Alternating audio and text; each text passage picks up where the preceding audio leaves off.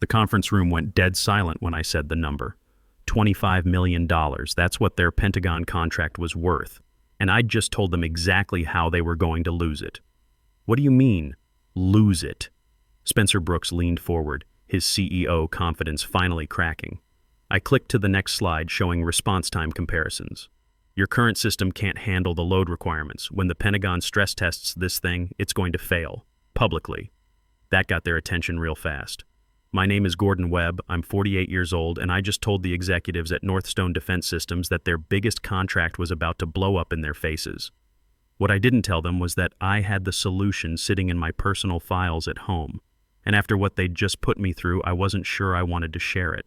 See, I'd spent 6 years in the Air Force before joining Northstone 15 years ago. Started as a junior engineer, worked my way up to senior systems architect. I was the guy they called when their fancy equipment broke down, when pilots needed systems that actually worked under pressure. While executives played golf with defense contractors, I was in the lab at 3 a.m. making sure our radar systems could tell the difference between a passenger jet and an incoming missile. For the past 3 years, I'd been working on something special, an AWACS radar enhancement system that could revolutionize air defense.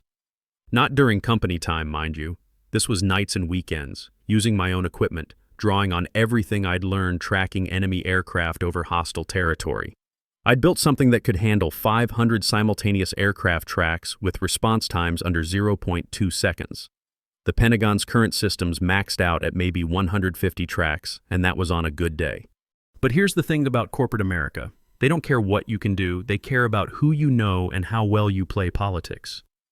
That Tuesday in Denver, sitting in conference room C with the mountain view they never let engineers enjoy, I'd made my pitch. 15 minutes of technical brilliance, performance metrics that would make Lockheed Martin weep with envy, and a clear path to dominating the defense radar market. Spencer's response? Gordon, you're brilliant with the technical stuff, but leadership? We need someone who can interface with Pentagon brass. Vincent Hayes, our Harvard MBA CFO, actually laughed. Technical knowledge doesn't translate to business acumen. We'll find someone appropriate to run the implementation. Someone appropriate. Like Ryan Foster, the 31-year-old VP of Innovation who'd once asked me what a transponder was. I'd asked for a simple profit-sharing arrangement since I'd developed the core technology independently. Standard employment contract, they said. Everything belongs to Northstone, they said. Amanda Pierce, our COO, delivered the final insult. You're a valuable team member, Gordon, but this isn't how we operate. Submit your documentation to Ryan's team. 15 years of solving their impossible problems. 15 years of being the guy who made their promises to the Pentagon actually work. And they wanted to hand my innovation over to someone who couldn't debug a Hello World program. That's when I stood up, gathered my laptop and the handouts they hadn't bothered to read and said, "Thank you for clarifying my role here." Spencer called after me as I reached the door. "Great work on this, Gordon. Really innovative stuff." I turned back and gave him my best military smile, the one I'd learned to use when taking orders from officers who'd never seen combat. Just doing my job, sir. That night, while Denver slept under fresh mountain snow, I made the decision that would change everything. I opened my laptop and created something I'd been thinking about for months, Web Strategic Solutions. But I didn't rush into anything. That's not how you fight corporate wars. You plan, you prepare, and you execute with precision. The next morning, I showed up at Northstone like nothing had happened. Same routine, badge scan, elevator, coffee from the machine that never worked quite right. When Ryan bounced over to my desk talking about how excited he was to develop my system, I smiled and nodded and sent him preliminary documentation. What Ryan got was functional code that would run basic radar operations. What he didn't get were the optimization algorithms that made the system actually work at scale. Those stayed on my personal servers. For the next month, I played the perfect team player. Attended meetings where Ryan presented our innovation, watched Amanda praise his strategic vision, fixed bugs in systems I'd designed while listening to Vincent explain why budget constraints meant no raises this year. Meanwhile, I was building something else entirely. Every evening I'd drive home to my place in Littleton and disappear into what I started calling the war room. Spare bedroom transformed into mission control. Whiteboards covered in system architectures, 3 monitors running development cycles, legal documents spread across a folding table. The first call I made was to Rita Coleman, former DoD regulatory specialist I'd worked with on classified projects. Gordon Webb. Tell me you're finally going independent. Something like that. I need guidance on Pentagon procurement procedures. About time. Those corporate types don't deserve what you bring to the table. What do you need? Everything. Contract pathways, regulatory requirements, the works. Pro bono. When do we start? Second week, I filed the LLC paperwork. Webb Strategic Solutions became official at 11:30 p.m. on a Thursday. I held that certificate in my hands, feeling the weight of what came next. At work, I volunteered for documentation duty, happy to help Ryan's team understand the technical specifications. Vincent actually complimented my collaborative spirit during the all-hands meeting. If only they knew I was creating two versions of everything. The official documentation went to Ryan, enough to keep their demo running but stripped of everything that made it special. The real documentation went home with me, encrypted and backed up in multiple locations. I started taking lunch meetings in my truck, calls to former Air Force buddies running tech companies, conversations with investors who specialized in veteran-owned startups. Each discussion carefully planned, never revealing too much. Maxwell Torres was the first investor I contacted. Former Marine who'd built a fund specifically for military entrepreneurs. "If you're building what I think you're building," he said during our call, "I want in. How much runway do you need?" $2.5 million to start. I can demonstrate proof of concept. Send me your deck. If it's half as good as your reputation, we're in business. 3 weeks after that disaster in conference room C, I was sitting at my Northstone desk debugging code that Ryan's team had somehow broken. Standard Tuesday night, staying late to fix problems they'd created trying to understand systems they didn't build. That's when the HR email came through. Reminder, all company IP must remain on company servers. Please ensure no unauthorized copies exist on personal devices. I almost laughed out loud. They were worried about the wrong thing entirely. Sure, their servers had code with my name on it, but code without understanding is just syntax. They had recipes without knowing the chemistry. The real breakthrough, the neural pathway algorithms that made everything work, those had been developed on my own time, using my own equipment, based on lessons learned in military service that predated my Northstone employment by years. My patent attorney had already confirmed it. Clear, independent development timeline. Northstone would have a tough time claiming ownership. I finished the debugging, submitted my status report, and drove home through the Denver night. Tomorrow, I'd start the next phase. But tonight, I sat on my back deck looking at the Rockies and made a list. Patent applications filed. Development team identified. Funding secured. Pentagon contacts confirmed. At the bottom, I wrote, "Resignation letter. Timing is everything." Inside my house, my son called from college. "Dad, how's work going?" "Good, kiddo. Really good. How are your engineering classes?" "Challenging, but I love it. You always said the best problems are the hardest ones to solve." After we hung up, I smiled. He had no idea his old man was about to solve the biggest problem of his career. And unlike Northstone's executives, failure wasn't an option when family was counting on you. 2 months after Webb Strategic Solutions became official, I was living a double life that would have made any intelligence officer proud. Days at Northstone playing the loyal employee, nights building the company that would destroy them.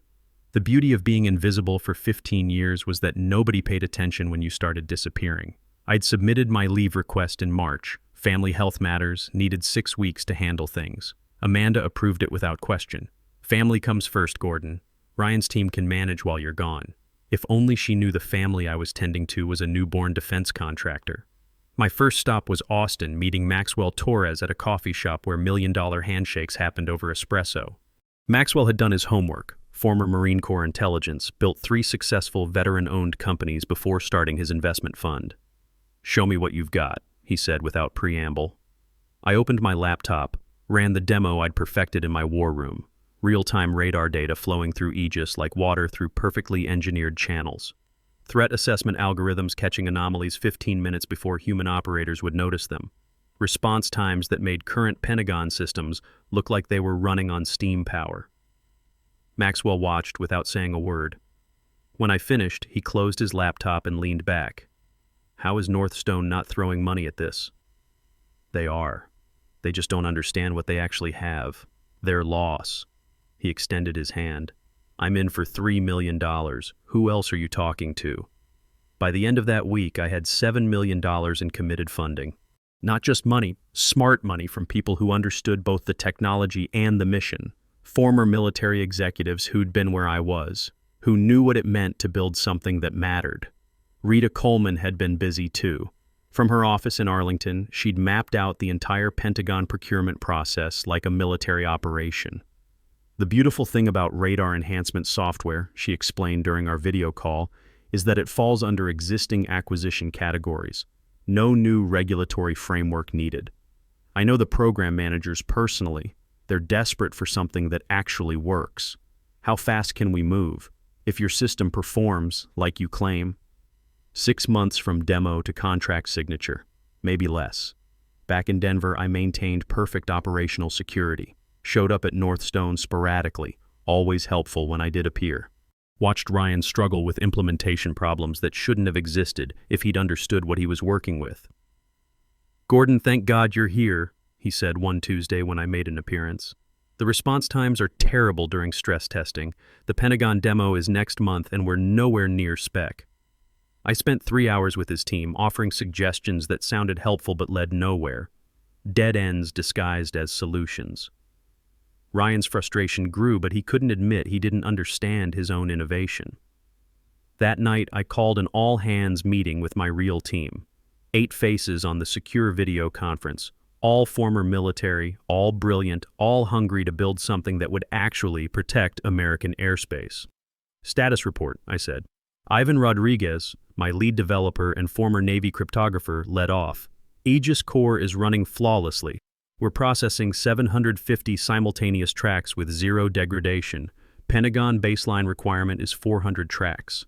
"Outstanding. Michelle, how's the user interface?" Michelle Evans, former Air Force systems analyst. "Intuitive enough for a fresh lieutenant to operate, sophisticated enough for veteran controllers. We're ready for prime time. Weapons integration? Seamless," confirmed Barry Hudson, former Army Signals Intelligence. "We've tested integration with Patriot, THAAD, and Standard missile systems. Response time from threat detection to weapons release is under 12 seconds. I felt that familiar surge of pride you get when a mission comes together. This wasn't just code. This was a defensive shield for American forces deployed around the world. The next morning, I drove to Colorado Springs and signed the lease on our permanent headquarters. 15,000 square feet with views of Pikes Peak, walking distance from NORAD and the Air Force Academy. Natural light everywhere, collaborative spaces, decent coffee. Everything Northstone wasn't. "Why Colorado Springs?" Maxwell asked during our weekly investor call. "Because this is where the real air defense work happens. NORAD, Space Force, the Academy. If we're going to revolutionize American air defense, we need to be where the mission is." 2 weeks later, Rita called with the news I'd been waiting for. "Richards Air Force Base wants an exclusive demo. Colonel Martinez is the wing commander, former F-16 pilot, knows systems inside and out. If he likes what he sees, he'll fast-track you through Pentagon procurement. When? 3 weeks. Gordon, this is it, the real deal." I hung up and immediately called my team. "Pack your bags, people. We're going to Nevada." That night, my son called from Colorado State University, where he was finishing his aerospace engineering degree. "Dad, I've been thinking about your job situation. Mom says you've been working on something new?" I chose my words carefully. "Something like that. Independent consulting work." "Defense-related?" "Yeah, kiddo. Defense-related. Cool. You know, my senior project is on radar signal processing. Maybe you could take a look when it's done?" After we hung up, I sat in my home office looking at the framed photo on my desk. My son at his high school graduation, wanting to follow his old man into engineering. He had no idea his father was about to demonstrate that sometimes the good guys really do win. The patent applications went through without challenge. 12 separate filings covering every aspect of Aegis architecture, all properly documented with development timelines that predated my Northstone work. My attorney was impressed. This is bulletproof intellectual property. Even if Northstone tried to claim ownership, they'd have to prove their system was derived from yours, not the other way around. 3 days before the Richards AFB demo, I made my final appearance at Northstone. Ryan was in full panic mode. "Gordon, the Pentagon demo is tomorrow and nothing's working right. Response times are terrible, the user interface is glitching, and I can't figure out why." I spent an hour with him, offering the kind of help that sounds good but doesn't actually solve anything. Technical-sounding suggestions that led nowhere. By the time I left, Ryan looked like a man facing a firing squad.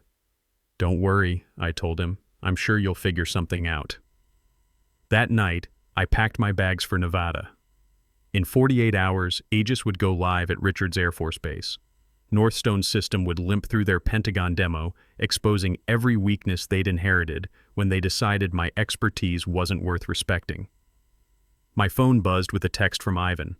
"All systems green, ready to show the Air Force what real air defense looks like." I smiled, looking out at the Denver skyline one last time as an unemployed consultant.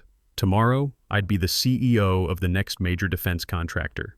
But tonight, I was just a father and former airman who'd spent 3 years building something that would keep American pilots safe. Everything else was just business. I thought about Spencer Brooks, probably reviewing his talking points for tomorrow's Pentagon presentation, confident that Ryan had everything under control. Amanda Pierce, planning her next efficiency initiative. Vincent Hayes, calculating quarterly bonuses for executives who'd never written a line of code that mattered. They had no idea their $25 million contract was about to walk away with the guy they'd considered just technical support. By this time tomorrow, they'd start to understand exactly what they'd lost in Conference Room C, Richards Air Force Base, Nevada. 600 hours on a Tuesday that would change everything. I stood in the control room watching my team make final preparations while Colonel Martinez reviewed the test parameters. 8 monitors showing system status, all green. 3 years of work about to be validated in front of the people who mattered most, the ones who'd actually use this technology to defend American airspace. "Mr. Webb," Colonel Martinez said, approaching with that measured confidence you only see in combat pilots. "I've read your technical specifications. Impressive on paper. Let's see if it performs in reality." "Yes, sir. We're ready when you are." At precisely 0630, Aegis went live. The transformation was immediate and beautiful. Data streams flowed across the displays like silk, each aircraft track crisp and precise. Within seconds, we were monitoring 200 simultaneous aircraft across a 300-mile radius with response times that made the base's current system look prehistoric. "Jesus," whispered Captain Torres, the air traffic controller running the test. "Look at that resolution. I can see individual aircraft separation at 40 miles. Ivan Rodriguez, monitoring our servers, called out system status. 750 tracks, 0 latency issues. All defensive systems fully integrated and responsive. Colonel Martinez moved to the main display, studying the tactical picture. Run the stress test. Maximum load, multiple threat scenarios. For the next hour, they threw everything at Aegis. Simulated bomber formations, cruise missile attacks, electronic warfare scenarios that would overwhelm conventional radar systems. Aegis handled it all without breaking a sweat, identifying threats, prioritizing targets, and providing firing solutions faster than human operators could process the information. Response time from threat detection to weapons assignment averaging 8.5 seconds, Michelle Evans reported. Pentagon baseline requirement is 15 seconds. Colonel Martinez turned to me with the kind of look officers reserve for equipment that actually works. "Mr. Webb, this is extraordinary. When can we begin full deployment? Pending Pentagon approval, we can have your wing fully integrated within 90 days. I'll make the calls today." While my team celebrated with military precision, handshakes and quiet satisfaction rather than champagne and cheering, I stepped outside to call Rita Coleman.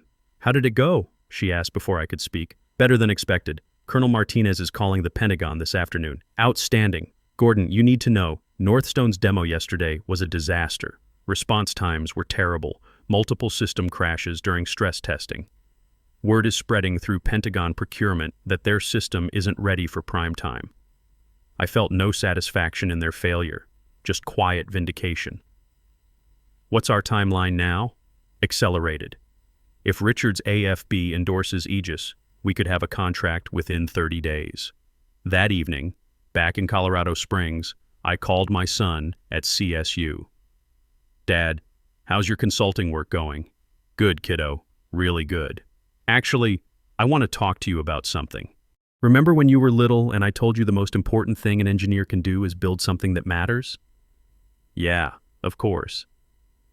"Well, I think I've done that, and I want you to be proud of what your old man accomplished. I'm already proud of you, Dad. You taught me that integrity matters more than politics, that good work speaks for itself."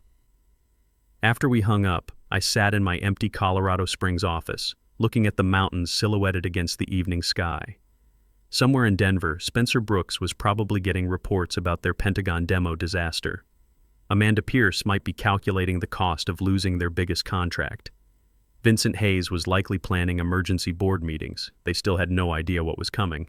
The call from the Pentagon came 48 hours later. Rita had been right about the timeline. Mr. Webb, this is General Patricia Manning, Director of Air Defense Acquisition. Colonel Martinez speaks very highly of your system. Thank you, General. We're honored by the opportunity to serve. I'm cutting through the usual procurement bureaucracy.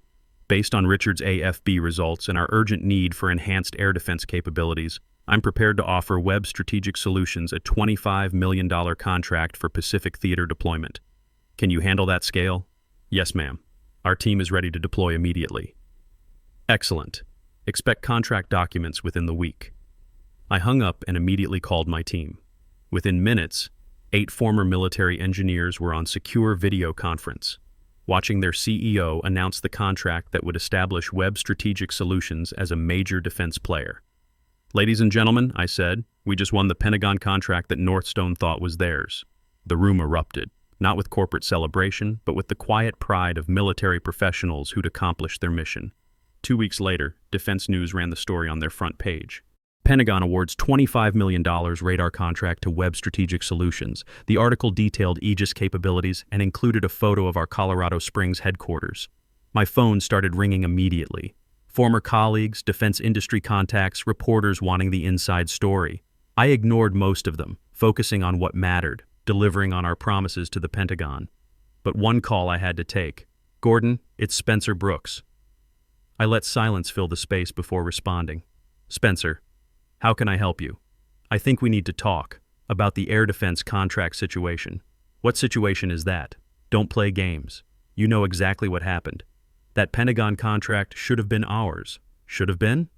I kept my voice neutral. Based on what? A system that crashes during stress testing? A long pause. Your system, Gordon. That's our technology. Actually, Spencer, it's my technology. Developed independently, properly patented, with development timelines predating my Northstone work. Your legal team is welcome to review the documentation. We could have been partners in this. You had that opportunity in Conference Room C. You chose to tell me I wasn't leadership material instead. Another pause. What would it take to license your technology to us? Now I laughed, short and sharp. Nothing, Spencer. There's nothing you could offer me that would help Northstone compete with what we've built. This is about revenge, isn't it? No. Revenge would be petty, personal. This is about mission accomplishment. The Pentagon needed a radar system that actually works, and I delivered it. The fact that this highlights Northstone's technical shortcomings is just a bonus. I hung up and walked to my office window, looking out at Pikes Peak rising against the afternoon sky.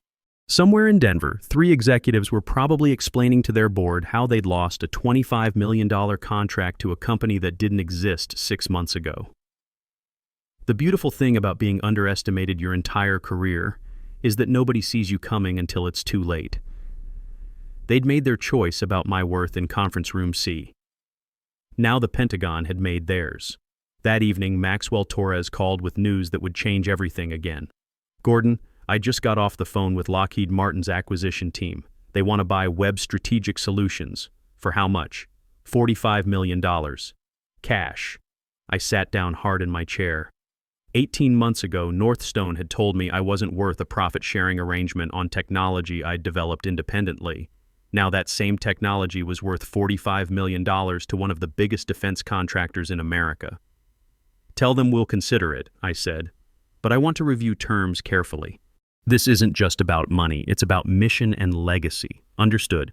Gordon, you've built something extraordinary here. After the call ended, I sat in my office as Colorado Springs settled into evening quiet. Tomorrow, I'd start negotiating the sale that would make me wealthy beyond anything Northstone's executives had ever offered. But tonight, I was just a father and former airman who'd proven that good work really does speak for itself. The Lockheed Martin acquisition closed on a Friday afternoon in November, 6 months after that disaster in Conference Room C. I signed the papers in their Denver office, surrounded by lawyers and executives who treated me like the defense industry veteran I'd always been. $45 million. Cash. Walking out of that meeting, I thought about Vincent Hayes telling me that technical knowledge didn't translate to business acumen. Apparently, it translated to $45 million in business acumen. But the money wasn't the real victory.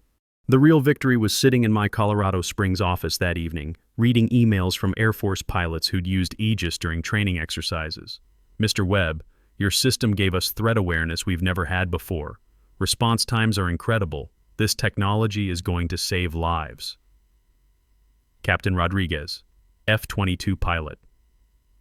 Aegis caught incoming threats 20 seconds before our old system would have detected them. That's the difference between mission success and disaster. Major Thompson, Air Defense Controller.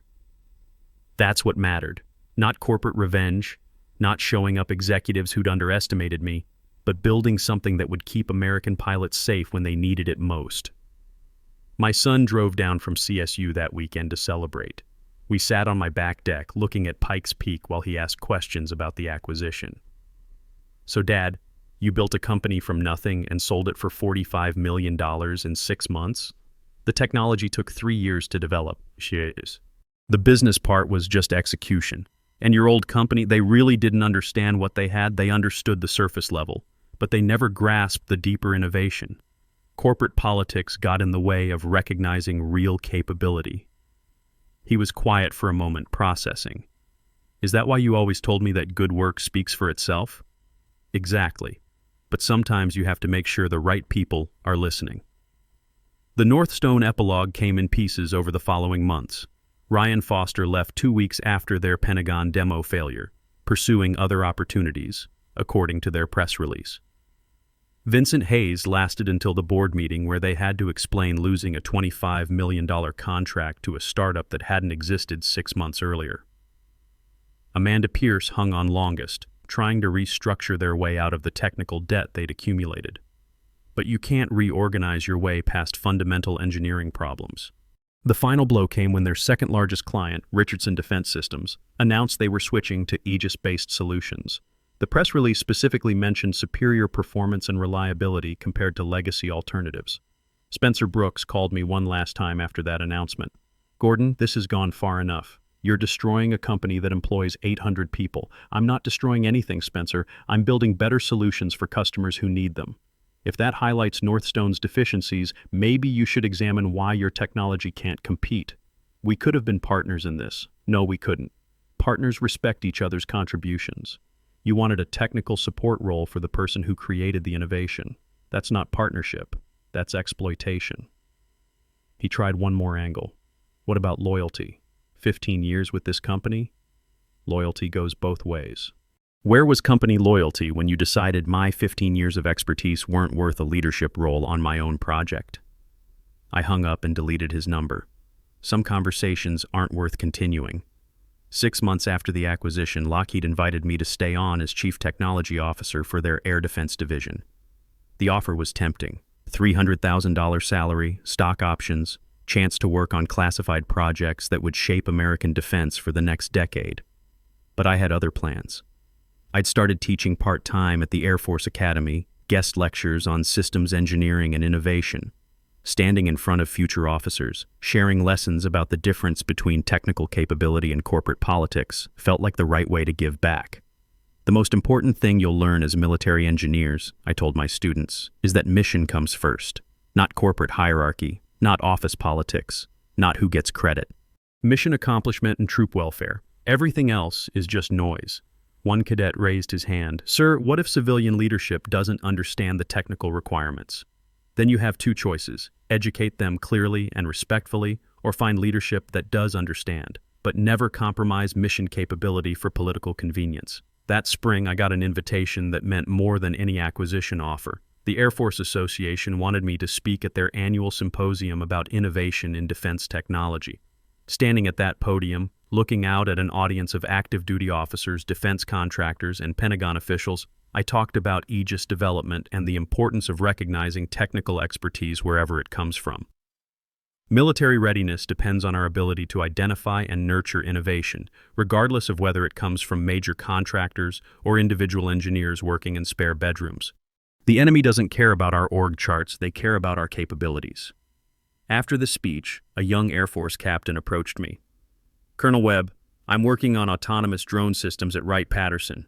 My leadership thinks the technology is too advanced for current implementation. Any advice?" I smiled, remembering a similar conversation I'd had with myself 3 years earlier. Document everything, protect your intellectual property, and remember that good ideas don't have expiration dates. If current leadership can't see the value, future leadership will. That summer, my son graduated from CSU with his aerospace engineering degree. During his graduation ceremony, he introduced me to his girlfriend as the guy who took on corporate America and won. But that's not how I saw it. I hadn't taken on corporate America. I'd just refused to let corporate America define my worth. Driving home from his graduation, I thought about the journey from conference room C to that moment. Spencer Brooks had been right about one thing. I wasn't corporate leadership material. I was something better, an engineer who understood that real innovation comes from solving problems that matter, not from managing processes that don't. The final piece of news came that fall. Northstone Defense Systems announced they were being acquired by a European defense contractor to access advanced technology capabilities and expand international market presence. The press release was full of corporate speak, but the reality was simpler. They'd been bought for their customer contracts, not their technology. I felt no satisfaction in their downfall, just quiet confirmation that decisions have consequences. They'd chosen politics over capability in Conference Room C. The market had rendered its verdict. These days, I split my time between consulting for defense contractors who understand the value of real expertise and teaching at the academy. I've got more project offers than I can handle, and every one of them starts with respect for what I bring to the table. My son works for Boeing now, designing next-generation aircraft systems. Sometimes he calls for advice about navigating corporate politics while maintaining engineering integrity. Just remember, I tell him, your worth isn't determined by what other people think you can do. It's determined by what you actually accomplish when given the chance. That's the real lesson from my war with Northstone. Not that revenge is sweet, but that competence eventually finds its proper recognition. You just have to be patient enough to let it happen, and strong enough to create your own opportunities when patience isn't enough. The best part? Aegis is now standard equipment across 3 Air Force wings, protecting American airspace every day. That's worth more than any acquisition price or corporate title. Mission accomplished. In the end, the best revenge against those who undervalue you isn't destroying them. It's building something so extraordinary that their dismissal becomes irrelevant. True vindication comes not from proving your critics wrong, but from proving your mission right. And sometimes the best way to serve your country is to stop serving those who don't understand its needs.